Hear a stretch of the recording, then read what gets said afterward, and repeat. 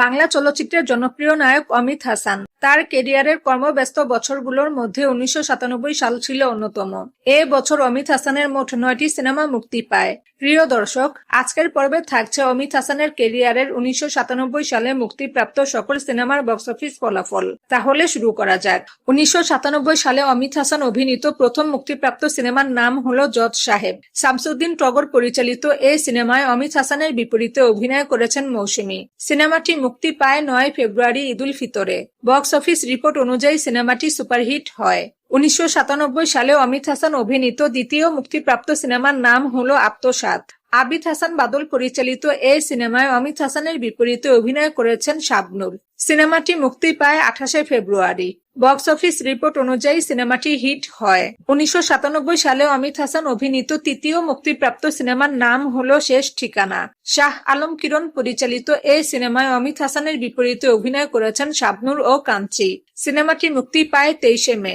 Box office report অনুযায়ী সিনেমাটি hit হয়। 1997 সালে অমিত হাসান অভিনীত চতুর্থ মুক্তিপ্রাপ্ত সিনেমার নাম হলো দরদি সন্তান। শওকত জামিল পরিচালিত এই সিনেমায় অমিত হাসানের বিপরীতে অভিনয় করেছেন কাঞ্চি।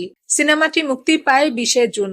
বক্স অফিস রিপোর্ট অনুযায়ী সিনেমাটি হিট হয়। 1997 সালে অমিত হাসান অভিনীত পঞ্চম মুক্তিপ্রাপ্ত সিনেমার নাম হলো বাবা কেন চাকর। নায়ক রাজ রাজ্জাক পরিচালিত এই সিনেমায় অমিত হাসানের বিপরীতে অভিনয় করেছেন কাজল। সিনেমাটি মুক্তি পায় 8 আগস্ট। বক্স অফিস রিপোর্ট অনুযায়ী সিনেমাটি সুপারহিট হয়।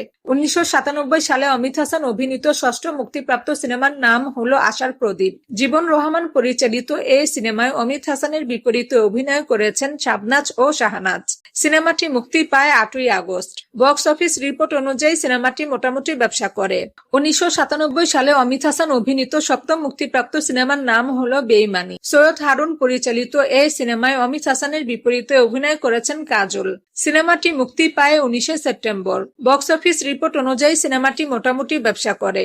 1997 সালে অমিত হাসান অভিনীত অষ্টম মুক্তিপ্রাপ্ত সিনেমার নাম হলো রঙিন উজান ভাটি। শিল্পী চক্রবর্তী পরিচালিত এই সিনেমায় অমিত হাসানের বিপরীতে অভিনয় করেছেন শাবনূর। সিনেমাটি মুক্তি পায় 17 অক্টোবর। বক্স অফিস রিপোর্ট অনুযায়ী সিনেমাটি হিট হয়। এবং সর্বশেষ 1997 সালে অমিত হাসান অভিনীত নবম মুক্তিপ্রাপ্ত সিনেমার নাম হলো তুমি শুধু তুমি।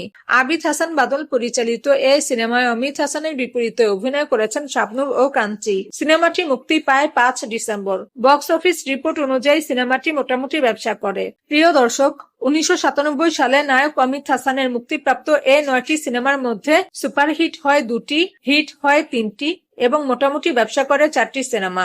1997 সালে অমিত হাসানের মুক্তিপ্রাপ্ত এই 12টি সিনেমার মধ্যে কোন সিনেমাটি আপনাদের কাছে সবচেয়ে বেশি ভালো লেগেছিল কমেন্ট করে জানাবেন।